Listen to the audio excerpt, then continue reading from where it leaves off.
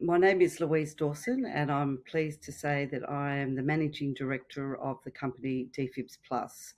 DefibsPlus started in 2014 as a result of my extensive experience in emergency nursing and remote nursing, as well as a very strong experience in occupational health and safety compliance. So I actually became quite passionate about working in the space of defibrillators, cardiac defibrillators, because I witnessed firsthand what I experienced of people either being able to save someone's life because they've got the right equipment, or not being able to save someone's life because they didn't have the right equipment. As a remote nurse or first responder, it's incredibly challenging being able to respond within a short space of time and to have adequate equipment to actually treat someone properly. I mean, I experienced that in the 80s when I was doing remote nursing in the Northern Territory, and then I've obviously have worked extensively in emergency departments within major cities of Australia. So knowing that you actually have this delayed response time, I actually became quite passionate about making sure that people had significant equipment, or even the most basic equipment, so that they could actually respond adequately. So DFibs Plus is extremely passionate about developing heart-safe communities, and we look at it very holistically. So it's one thing is to ensure that people have adequate equipment, such as a cardiac defibrillator on site, but also to have the confidence to be able to use it. So we really look at the entire life cycle of an AED, and I've been very passionate about developing that program because as a remote nurse, as an emergency nurse, as a specialist in occupational safety, I knew how difficult it was for people to do their job properly if they didn't feel confident to respond to a challenging situation, or they didn't have the right equipment. So in the 80s, when I worked at the Opera House, and the 90s, we didn't have a cardiac defibrillator because they weren't around. I mean, they only became prominent in ambulance vehicles because of Kerry Packer had a sudden cardiac arrest, and he made a decision with the local premier at the time to make sure that we could get AEDs within the ambulance service. So for us at the Opera House, there was no defibrillators. We had a first aid kit and an oxyviver. So I knew that by having some equipment that I felt more confident to respond to a medical emergency.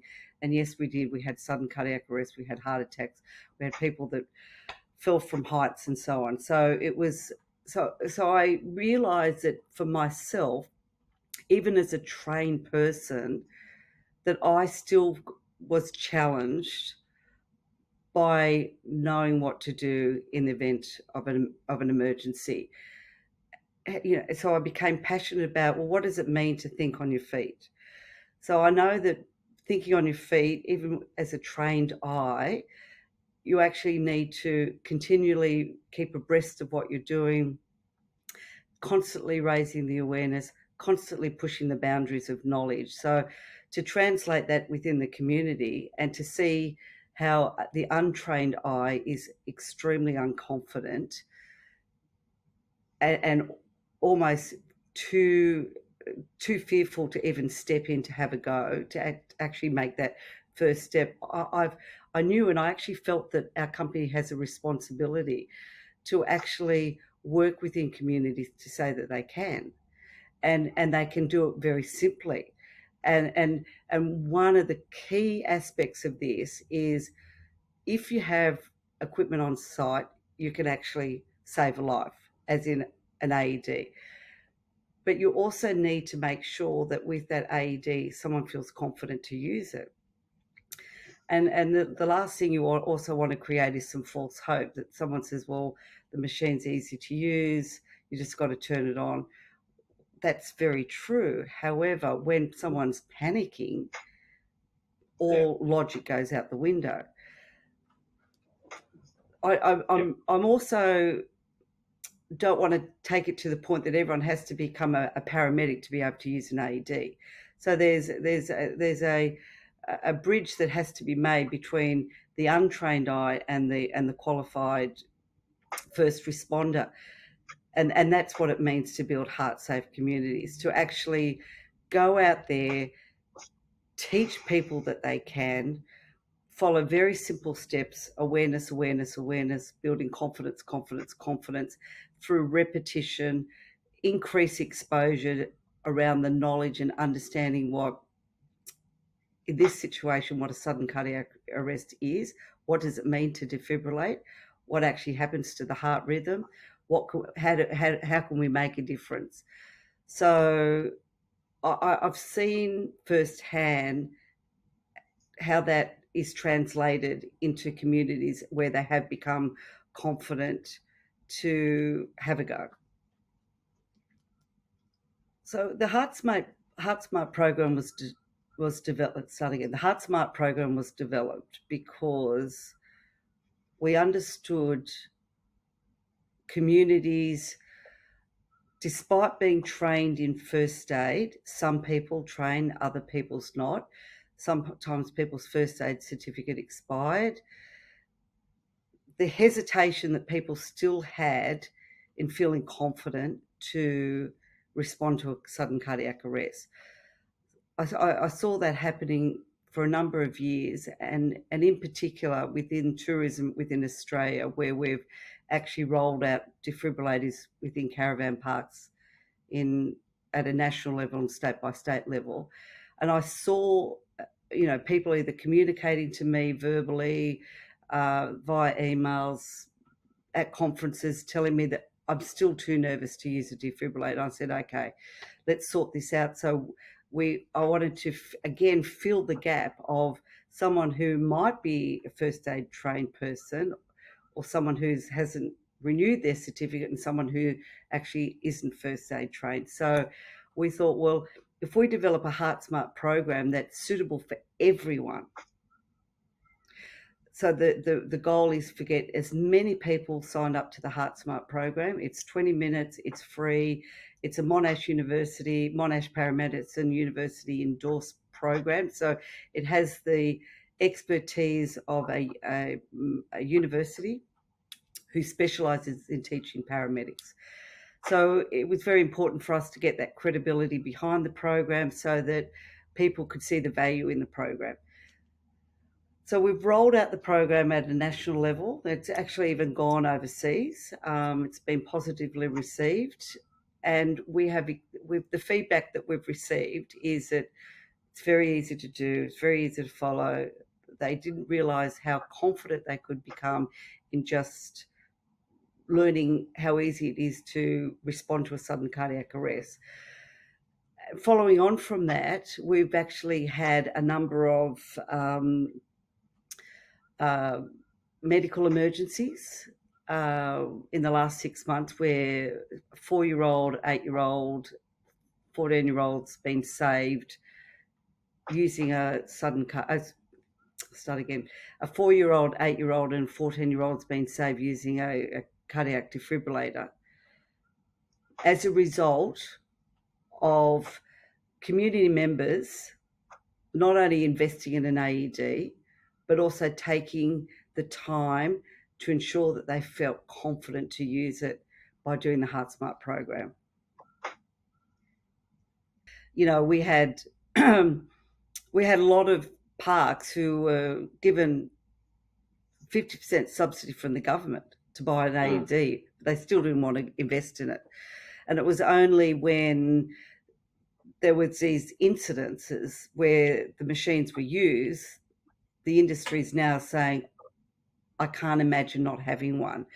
So it's just seeing the shift in the community mindset. If you talked about an AED 10 years ago, sporting clubs might have been the most open-minded to seeing the value of having an AED, but you can start to see it actually infiltrating into other industries where they can actually see it brings so much more value to their business because they're demonstrating that they are well equipped should something go wrong. So they see the community value to that. So as we're shifting the community mindset and we're seeing defibrillators becoming more available and we're seeing people becoming more confident to use it, you can actually see not only the confidence in people to sort of feel like, A, I can actually save someone's life, B, I can actually feel confident as a human being to step in and show that I can be bystander ready and look after my fellow community member. And, indirectly, it's actually building resilient communities because everyone's looking after the heart of each other. And that's the magic. That's the magic where you can start seeing that people are not intimidated by technology and they're not necessarily doctors and they can use a device. They can make a difference to someone else's life. I mean, you can't get better than that, right? you know. And I want to say that one of the things that I'm really excited about is that defibrillators are becoming more affordable. So I'm loving the advancements of technology. I mean, 20 years ago, the only defibrillators that were available were in hospitals. Then we had defibrillators that were available in some ambulance vehicles. Now we're seeing them absolutely spread throughout the community, and eventually we'll see them in the homes. I mean, knowing that this is only going to happen through affordability and raising awareness. So, it's by having all this modern technology, affordable equipment that I can actually save someone's life. As a friend of mine said, you're standing around having a barbecue and someone collapses, and there's two outcomes. There's a defibrillator, that person is saved. The next day, the following week, they're caught up again and debriefed about the incident, or they're all meeting at a funeral. When we developed the Heart Smart program, our goal was to increase the number of people within the community to feel confident to use a defibrillator in the event of a sudden cardiac arrest. We wanted to actually overcome the barriers that exist within the community for people who lack confidence to step in to have a go. So at the moment we have, within 6 months, we've had over 1,000 people sign up and complete the program. We've got a 96% success rate with the program, and we would love to see in the next 6 months that go to 10,000. I know that doesn't seem a lot, but if 10,000 people in Australia in 12 months complete the program, and they're at a football match, they're watching their daughter or someone playing netball, they're at a barbecue, and someone has a sudden cardiac arrest, more than one will know what to do and likely to save a life. The biggest opportunity to solve the current problem of sudden cardiac arrest within our community is, without a doubt, having greater access of AEDs, greater access to AEDs. Without a doubt, the more cardiac defibrillators we have within the community, the greater opportunity we can save someone's life.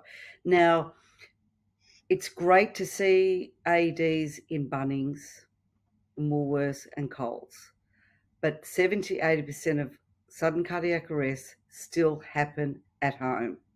And until we can manage to get more AEDs within the home environment, that's when we'll start to see the difference. That's when we'll start to really see the increase in survival rate. To accompany that, we have to continue to educate, to raise awareness, and to build confidence. That doesn't necessarily mean that we need to get more people out there to be first aid certificate trained first responders. I still think that that's a barrier for people to build confidence in being able to use an AED, because as soon as their first aid certificate expires, they go, oh, I can't do it. So again, that is an opportunity for us to continue to raise awareness, educate, and build confidence. And if we do it collectively, and we have to work with all the emergency services, we have to shine the light on what they do, because they do an incredible job. It's just about us making their job easier.